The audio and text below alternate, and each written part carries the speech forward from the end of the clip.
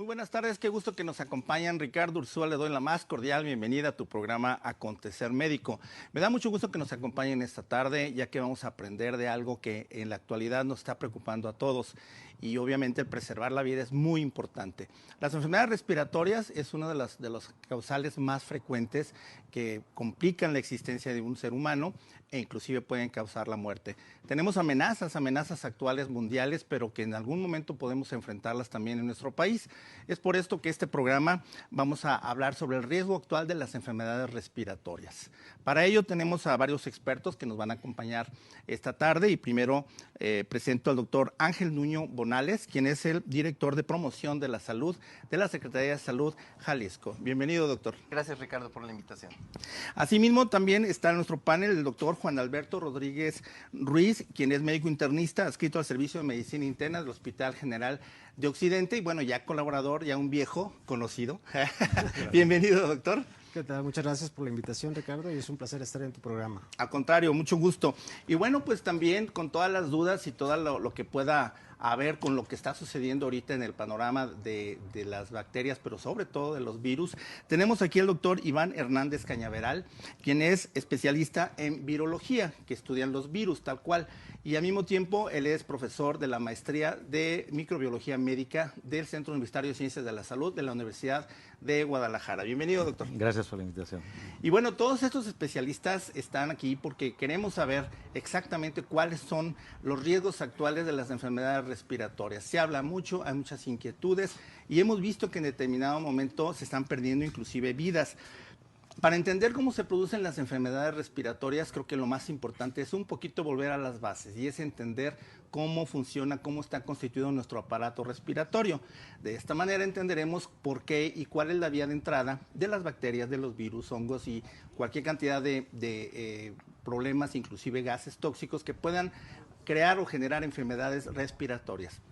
Así que pues comenzamos y bueno, doctor, primero que nada me gustaría que nos platicaras exactamente o nos ayudaras un poco de cómo funciona nuestro aparato respiratorio, doctor. Mira, es una pregunta muy interesante porque en cierta manera los humanos tenemos factores de barreras o factores de protección que evitan que las infecciones sean propagadas al ser humano. Entonces, esas barreras de protección cuando son rotas o se modifican, esos son factores precipitantes para generar este tipo de infecciones. ¿Cuáles serían esas barreras? Pues podrían ser los vellos que tenemos en la parte de la nariz, la producción de temperatura a la hora de estar respirando, la velocidad con que pasa el aire a través de los orificios nasales, la parte de la garganta, inmunoglobulinas, etcétera, ¿no? Entonces, todas esas barreras de alguna manera nos protegen a los seres humanos para no tener infecciones. ¿Qué pasa cuando los estamos rompiendo? Predisponemos esas infecciones. ¿Cuáles serían los factores como más importantes? Podría ser las edades, por ejemplo, en edades muy tardías o en edades muy tempranas, nuestro sistema inmune podría tener factores que predisponen estas condiciones para generar infecciones. Enfermedades como hospitalarias, donde generamos pues muchas situaciones de contaminación, también podrían generar la posibilidad de tener infecciones, pacientes intubados o pacientes que están con antibióticos, que modificamos la flora es como las bacterias que nos protegen a los seres humanos, las modificamos y son condicionantes para poder tener este tipo de infecciones. Correcto. Creo que es importante saber que inclusive esta constitución del moco, la mucosa que recubre todo lo que es el tracto respiratorio, es en determinado momento, así es como defensa, pero también es el nicho donde se pueden alojar bacterias y virus. Entonces creo que también eso es importante y vamos con esto a entender un poco del por qué. Las enfermedades respiratorias obviamente es una amenaza constante, es ese equilibrio que en determinado momento se puede romper y entonces empieza esa contaminación, como bien lo decía el doctor. Pero también les comento que se divide o se subdivide en vías respiratorias altas y bajas. En ese sentido también es importante porque pareciera que nada más la neumonía se produce per se, sino que no, más bien es todo un camino y esa es parte de lo que quisiera yo transmitirles de que es importante entender el por qué hay que cuidarse y cómo cuidarse y cómo, sabiendo para empezar cómo funciona. Es como un auto, ¿no? ¿Cómo lo puedo yo tendré darle mantenimiento y cuidarlos y ni siquiera sé cómo funciona, ¿no? Entonces creo que aquí era importante volver a las bases, ¿no? Y en este caso, pues algo tan primordial, pues el aparato respiratorio, su función principal, la respiración, casi nada, ¿no? Esto yo creo que es muy importante que el público también lo vaya conociendo, recuerde que obviamente esto lo vimos pues desde primaria y secundaria y todo, pero en determinado momento el volver a las bases creo que es importante. Nuestro cuerpo ahí está, son partes que hay que cuidar y en determinado momento vienen muchas amenazas. Ahora bien, hay a veces media controversia. Bueno, las vías respiratorias altas creo que es muy claro lo que estamos hablando de esto. Pero si nos podrían dar, doctor, terminando la división, lo que serían vías respiratorias altas, de qué consta y dónde es donde ya hablamos de vías respiratorias bajas, que ahorita se habla muchísimo de eso, ¿no? Una excelente pregunta, porque la forma de dividirlos a través de las cuerdas bucales. De las cuerdas vocales hacia la parte de arriba, vamos a tener infecciones de vías respiratorias altas. ¿Qué significa?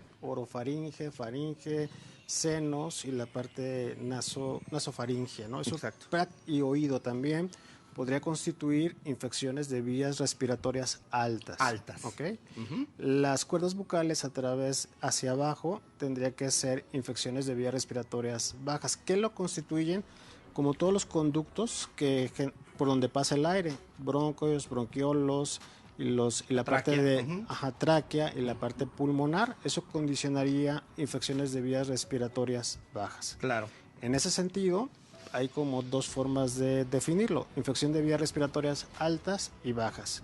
Pero muchas veces se pueden presentar infecciones de vías respiratorias conjuntas, tanto altas como bajas. No necesariamente tiene que ser un solo tipo de afectación. Sí, claro. Y de alguna manera pues pueden estar hasta comunicadas o inclusive interactuando de igual manera, doctor. Entonces, ahorita en esta temporada de frío, ¿cómo han visto el contagio? ¿Cuál es la problemática principal que estamos viviendo actualmente en nuestro estado, doctor? Claro, retomando el comentario del doctor, sí, que nos adelante. acaba de dar una masterclass de anatomía, que es muy importante, ¿no? Volver a las bases, porque si no, bien lo comentas, ¿cómo lo vamos a entender? Claro. Y en términos me parecen excelentes para que la gente nos entienda, es que durante esta temporada existen enfermedades respiratorias, algunas infecciosas y algunas no infecciosas, precisamente. Estas enfermedades respiratorias no infecciosas, muy ligadas al medio ambiente, muy ligadas a estas partículas que se suspenden, que sucede cuando hay una contingencia ambiental, por ejemplo. Exacto, sí, también. Que nos irrita la garganta, como bien comentaba el doctor, vía respiratoria superior, principalmente afectado por el medio ambiente. Estas enfermedades respiratorias no infecciosas hay que tomarlas como tal.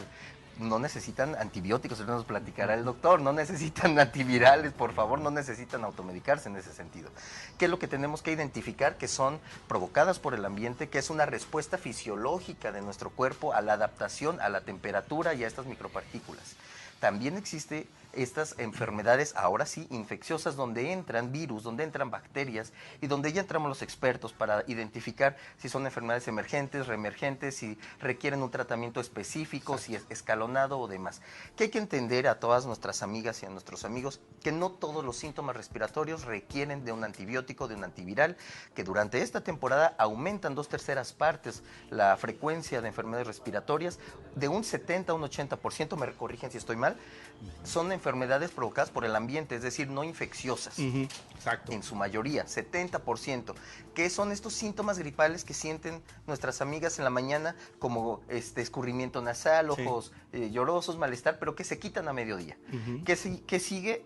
Identificar entonces que hay que cuidar las medidas preventivas para evitar esto. Claro. Solamente si se demuestra que hay una infección, se da un tratamiento específico. Ya específico. Perfecto, muy claro, y también va a ser importante para el resto del programa.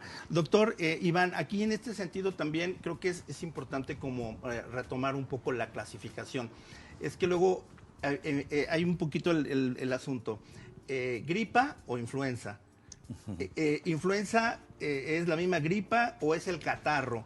O en este caso, bueno, viene asma, viene bronquitis, bronquiolitis, neumonía, etcétera. Creo que para empezar lo clásico es decir, bueno, tengo gripa o es influenza, porque uno oye influenza y dice, ah, caray, entonces estoy en riesgo de morir y necesito esto. O sea, Hay mucha confusión y creo que lo principal es gripa o influenza, ¿no? En Estados Unidos es mucho influenza en lugar de gripa, ¿no? Entonces, aquí en México, ¿cómo lo podríamos diferenciar entre la gripa y la influenza, de la cual estamos ahorita aterrados la mayoría, ¿no? Sí. Buenas tardes, doctor. Yo creo que es bien importante aclararlo. Como término, como gripe se había venido manejando históricamente, ¿no? Exacto, sí. Ya con todo el montón de agentes nuevos que se han detectado, ya se le tiene que dar su nombre a cada uno de los patógenos. Okay. El ejemplo más claro es el actual coronavirus, ¿verdad? Nos preocupábamos solamente por influenza y ahorita nos está pegando un buen susto, un nuevo virus, exacto, un virus totalmente emergente, claro, que no se parece a ninguno de los coronavirus que ya estaban circulando. Entonces, y también diferenciar algo que comentaba el doctor, cuando no sean infecciosas o si son microbianas. Porque también el uso indiscriminado de antibióticos, si no hacemos el diagnóstico que es una infección viral o no infecciosa, nos va a provocar alteración en la microbiota que mencionaba el doctor y mayor predisposición a infecciones. Exacto. Y además resistencia a patógenos bacterianos. Sí, que eso también igual lo estaremos platicando a lo largo del programa y llegaremos obviamente a tener conclusiones que nos puedan ayudar y nos puedan orientar en este sentido. Algo también interesante es el hecho de que si desde el principio una simple gripa, conocida aquí coloquialmente, sabemos que se puede ir complicando, que si no se cuida, que si no se toman las providencias necesarias, se puede llegar a complicar, entonces sí podemos hablar que sí es importante conocernos, pero también actuar. Y ahí está la prevención principal. La prevención empieza con nosotros mismos, en nuestras casas, conociendo lo que hay y en determinado momento no automedicarse, sino ir con el médico para que de cierta forma se haga ese diagnóstico diferencial y que nos diga, lo que tienes es una simple gripa, te voy a dar sintomáticos y no pasa nada.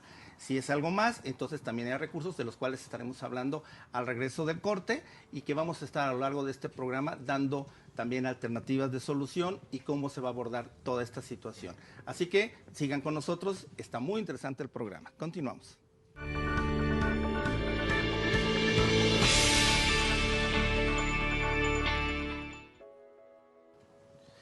Bien, pues les quiero comentar, antes que otra cosa suceda, seguimos creando ya nuestra red médica, lo privado, así que también le doy una muy cordial bienvenida a un neumólogo pediatra que se integra a nuestra red médica y de esta manera también, ahorita que estamos hablando de enfermedades respiratorias, creo que va a ser de mucha utilidad.